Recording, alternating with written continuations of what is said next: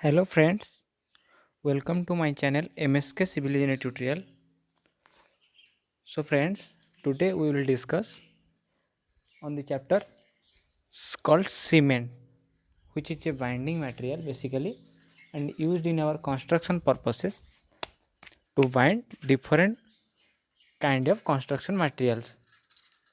Okay, to prepare floor, to prepare slab, the cement is a vital component.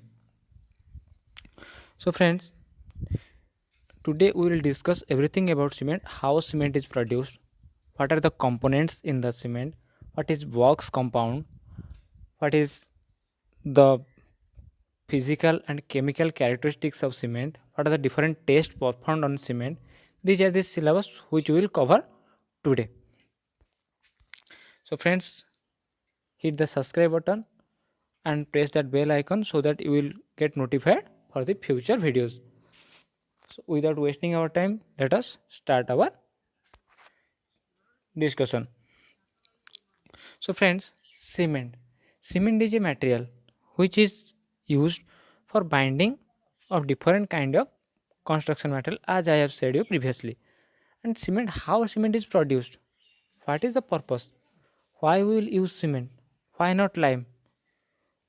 In previous days we are using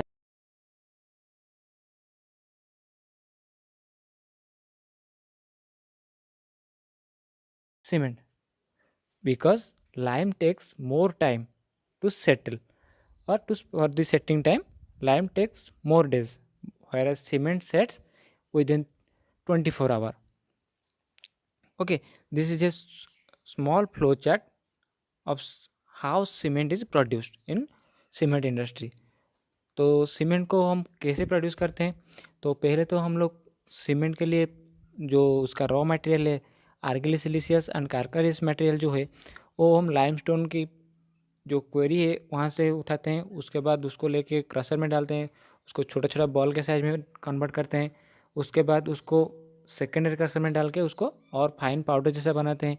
उसके बाद उसको परपोशनिंग chamber में डाल के उसमें आर्गिलिसिलिसियस मटेरियल और कैल्करियस मटेरियल का प्रोपोर्शनिंग करते हैं। उसके बाद उसको लेके बर्निंग करते हैं। तो बर्निंग करने के टाइम बर्निंग कितना टेम्परेचर में किया जाता है? एक हाई टेम्परेचर में बर्निंग किया जाता है जो कि 1200 से 1500 डिग्री सेंटीग्रेड में बर्न किया जाता है। तो बर्निंग के टाइम में क्या हो रहा है कि वहाँ छोटा छोटा न्यूडलर पार्टिकल फॉर्म होता है जिसको हम क्लिंकर बोलते हैं। तो वो क्लिंकर को हम कूलिंग चैम्बर में कूल करने के बाद थोड़ा सा जिप्सम के साथ मिला के उसको ग्राइंडिंग करने के बाद वो सीमेंट हमारा प्रोड्यूस होता है। ठीक है, तो चलते हैं देखते हैं कि सीमेंट क्या है, उसमें कॉन्स्टिट्यूएंट ऑफ मटेरियल क्या है। तो सीमेंट में जो कॉन्स्टिट्यूएंट मटेरियल है वो बेसिकली है lime, silica, alumina, calcium sulphate, iron oxide, magnesia and alkali. ये जो कैल्शियम सल्फेट है वो सीमेंट प्रोड्यूस होने के बाद हम लोग देते हैं, इसको हम जिप्सम बोलते हैं। क्लियर? तो इसको हम एक ट्रिक के ज़रिए याद रख सकते हैं।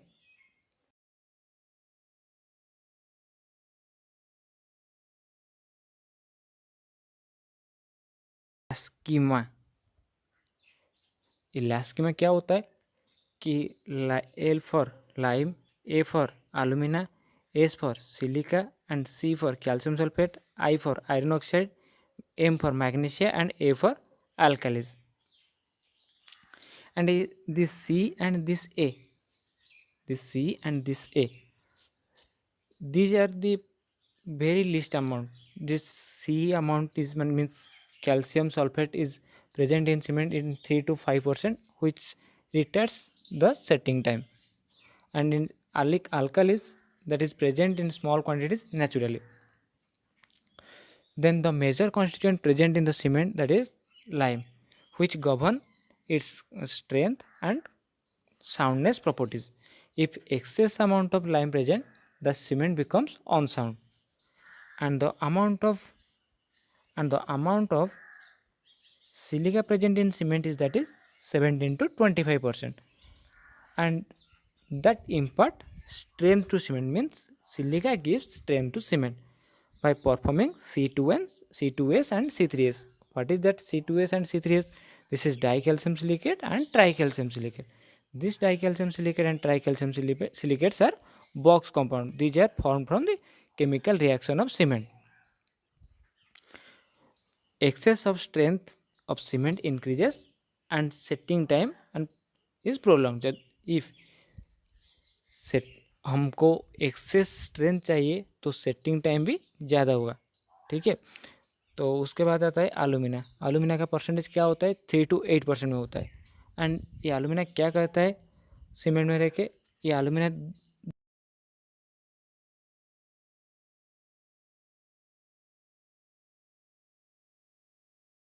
दो क्या करता है कि वो क्लिंकर का टेम्परेचर रिड्यूस करता है, उसके बाद कोई सेटिंग प्रॉपर्टी में उसका यूज होता है, ठीक है।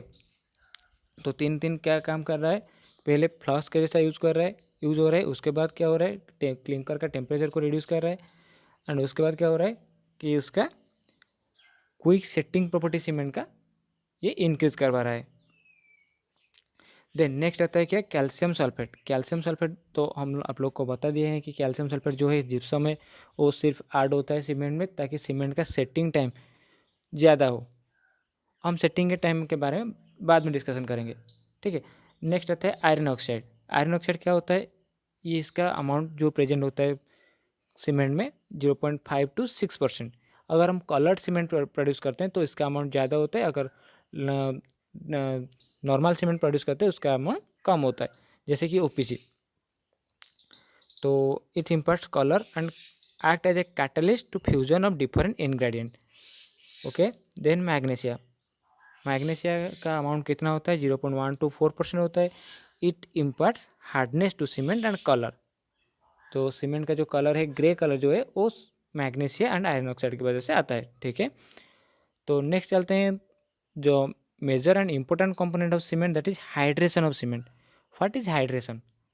हाइड्रेशन नेम जैसे कि रेफर कर रहा है कि हाइड्रेट हो रहा है, कुछ मीन्स वाटर के साथ कुछ ऐड होने के बाद वो एक्सपांड या कंट्रैक्ट ऐसे कुछ हो रहा है, मतलब वो कुछ हीट लिबरेट कर रहा है, तो उसको हम बोलते हैं हाइड्रेशन। आज हम लोग को पहले से ही पता होगा कि सीमेंट जो है वो कहाँ से कैसे प्रोड्यूस होता है, कि हाई टेम्परेचर में उसको बर्न करने के बाद प्रोड्यूस होता है क्लिंकर से। तो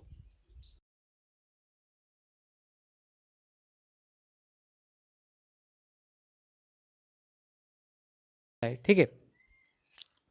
तो हाइड्रेशन ऑफ सीमेंट ये होता है कि जब जिस टाइम में हम वाटर ऐड करते हैं सीमेंट में, उसी टाइम में कुछ अमाउंट का हीट लिबरेट होता है in the form of bubble, and that is called hydration of cement. And hydration of cement depends on the fineness of cement, means how finally grounded cement is grounded. अगर cement ज़्यादा finally grounded होगा तो heat of hydration ज़्यादा होगा and setting time भी less होगा, ठीक है। सेटिंग टाइम भी उसका लेस होगा। तो चलते हैं नेक्स्ट होता है बॉक्स कंपाउंड। ये बॉक्स कंपाउंड क्या होता है, सीमेंट का जो फिजिकल केमिकल कैरेक्टरिस्टिक होता है ना, ये बॉक्स कंपाउंड में के ऊपर डिपेंड करता है। जैसे कि ये जो है C3S, C2S, C3A and C4A, ये सारे कंपोनेंट का अदर प्रॉपर्टीज़ है, मतलब कुछ फिजिकल एंड कुछ केमिकल प्रॉपर्टीज सीमेंट के ऊपर में डिपेंड करता है, सीमेंट उसके ऊपर में डिपेंड करता है। जैसे कि मैं एग्जांपल ले सकता हूँ कि पहले C3S का, तो C3S जो कंटेंट है ये क्या करता है सीमेंट में, ये सीमेंट का इनिशियल स्ट्रेंथ को इंक्रीज करवाता है। कितने दिन तक, responsible for up to 7 days strength तक, ठीक है। तो ये कितना स्ट्रेंथ मैक्सिमम कितना हीट प्रोड्यूस करेगा, और हम हीट ऑफ हाइड्रेशन में ये पता चुके हीट ऑफ हाइड्रेशन में हम लोग को ये पता चल चुका है कि अगर हीट ऑफ हाइड्रेशन ज़्यादा होगा तो इनिशियल स्ट्रेंथ ज़्यादा होगा, तो इसमें ज़्यादा अमाउंट का हीट लिबरेशन होगा, जो कि 500 जूल पर ग्राम का हीट प्रोड्यूस होगा। नेक्स्ट आता है die calcium silicate. Die calcium silicate जो है वो ट्राई कैल्शियम सिलिकेट का ब्रदर है, ठीक है। अगर डाई कैल्शियम सिलिकेट ज़्यादा होगा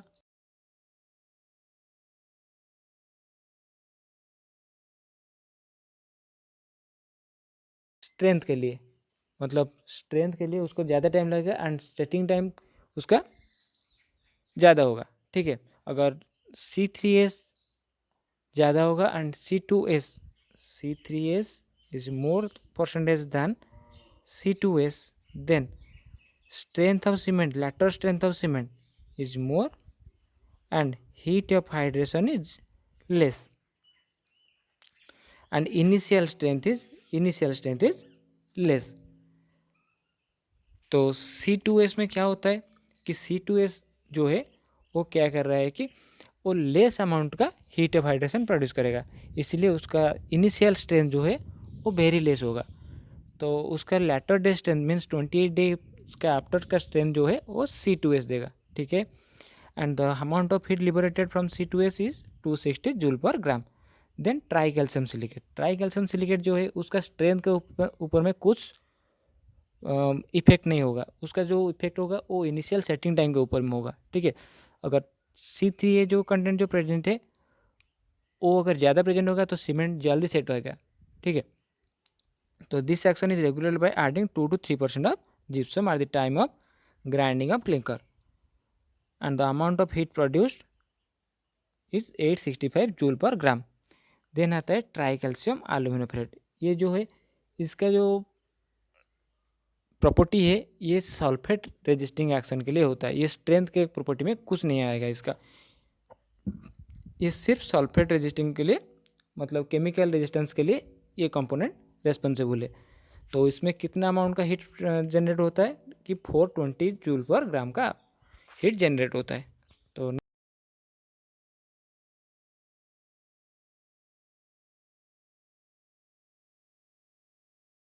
LHC means low heat cement, rapid hardening cement, ordinary Portland cement, these are the different 10 type का सीमेंट प्रोड्यूस होता है हम लोग का, ठीक है। जो जिसमें कि बेस सीमेंट है OPC, और OPC में हम कुछ मटेरियल इधर उधर करके अदर सीमेंट प्रोड्यूस करते हैं, बाकी प्रोसीजर सबका सेम है। OPC जो है वो 3 ग्रेड में अवेलेबल होता है, क्या क्या 43, 53 एंड 33 ग्रेड में अवेलेबल होता है। ये जो ग्रेड है, ग्रेड ऑफ सीमेंट मीन्स उसका कैरेक्टरिस्टिक कंप्रेसिव स्ट्रेंथ है आफ्टर 28 डेज, क्लियर। देन उसके बाद आता है rapid hardening cement. Rapid hardening cement कैसे प्रोड्यूस होता है, हम लोग अभी डिस्कशन कर चुके हैं कि 2 कंपोनेंट जो है दोनों ब्रदर C2S एंड C3S, अगर इन दोनों में कुछ इधर उधर किया जाए उन लोग का परसेंटेज तो रैपिड हार्डनिंग सीमेंट प्रोड्यूस हो सकता है, ठीक है। तो इसमें क्या होता है कि इसमें होता है more percentage of C3S and less percentage of C2S that produce rapid hardening cement. And what is the requirement of producing rapid hardening cement? As this cement matures quickly, it has resistance to freezing and thawing. Means अगर freezing and थॉइंग के जहाँ पे side में हमें cement use करना है तो हम लोग रैपिड हार्डनिंग सीमेंट यूज़ कर सकते हैं, नहीं तो अगर हम लोग को फॉर्मर जल्दी रिमूव करना है तो हम लोग रैपिड हार्डनिंग सीमेंट यूज़ कर सकते हैं, ठीक है, which will reduce our construction time। तो नेक्स्ट चलते हैं extra rapid hardening cement. Extra rapid hardening cement क्या होता है, उसमें हम रैपिड हार्डनिंग सीमेंट से ज़्यादा स्ट्रेंथ पाते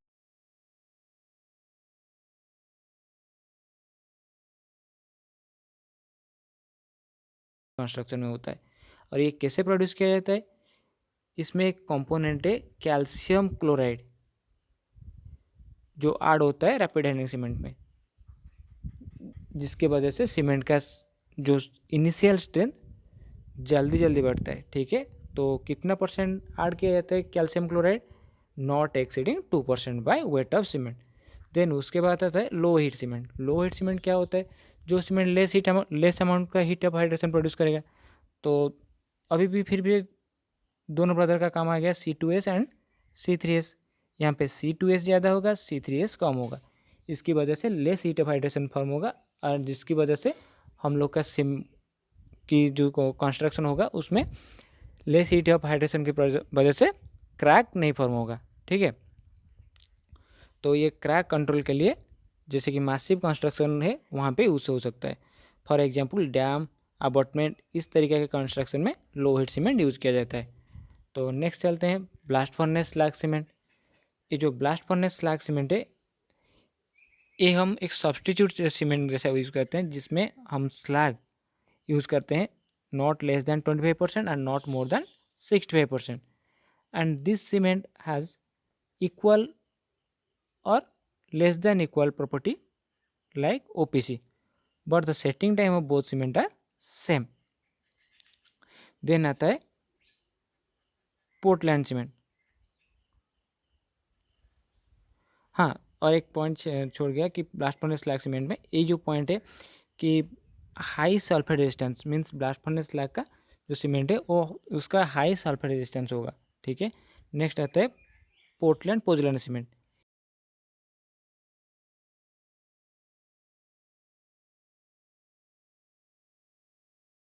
रिक्वायरमेंट के बारे में बोलते हैं. और एक जो कोड है पार्ट 2 1489 1991 पार्ट 2 ये manufacturing physical chemical requirement of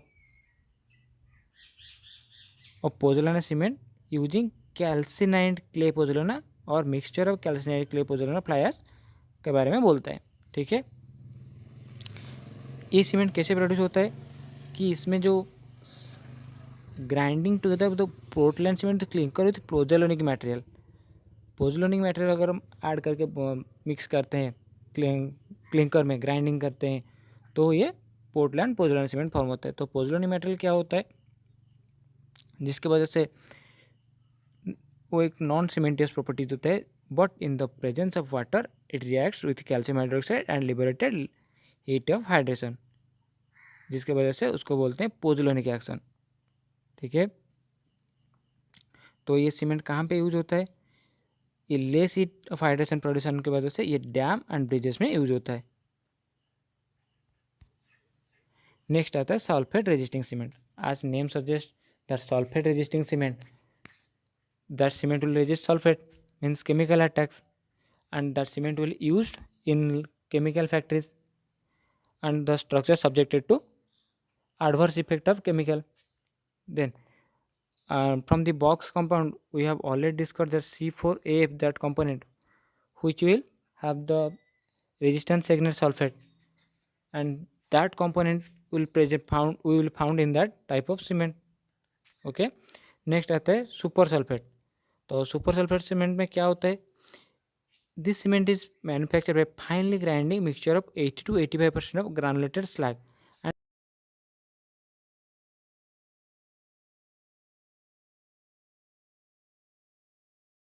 बाद कैल्शियम सल्फेट यूज होता है. उसके बाद 5% का क्लिंकर यूज होता है. And this cement has very low percent of C3A and thus making it resistant against sulfate attack, and the cement has low heat evolution thus making it construction like mass concrete. Mass concrete means for dam and abutment type structures. Next, white Portland cement.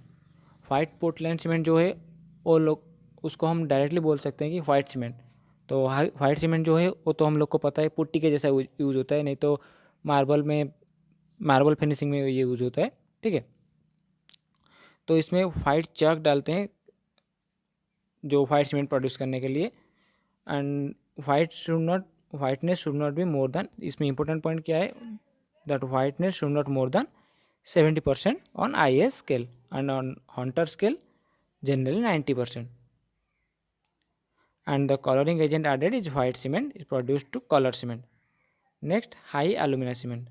जो high alumina cement है उसमें हम maximum amount का alumina देते हैं ताकि इसका chemical attack से रेजिस्टेंस हो सके. ठीक है. The raw material use in manufacturing of the cement are bauxite. आज bauxite is a over type material and this is very expensive, that's why high alumina cement is very expensive. The main advantage, what is the main advantage of high alumina cement? That it withstand high temperature so that we can use it in the blast furnace lining. Okay. And the high heat of evolution, and it is can used in construction of cold weather condition, and the resistance against chemical and sulfate attack is more. And next, what is the next important point? Now high alumina cement is very expensive. Then आता है hydrophobic cement. Hydrophobic cement means what? Hydrophobic cement means that cement which is used under water, means water repelling cement होता है. इस cement क्या होता है? This cement is produced by intergrinding OPC clinker with 1 to 0.4 water repellent film, forming substance like oleic acid and stearic acid. This type of material added in the cement so that the water can penetrate into the cement and the cement will not set in weathering effect, so that this cement can be stored for a long time. Okay. Next, masonry cement and air entraining cement. Air entraining cement means masonry cement, the cement which are used for masonry construction are known as masonry cement, and in that cement few amount of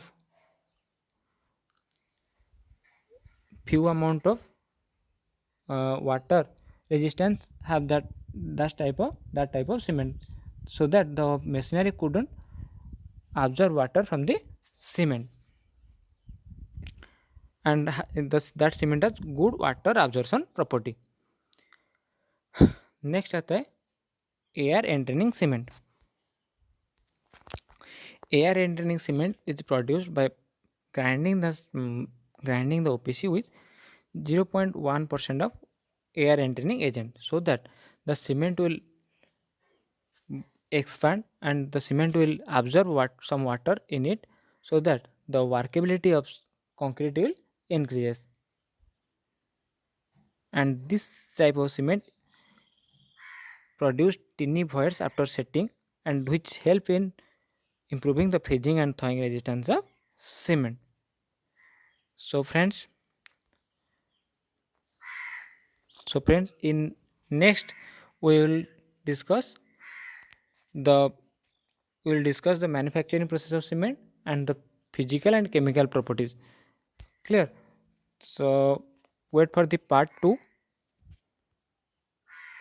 and keep subscribing my channel.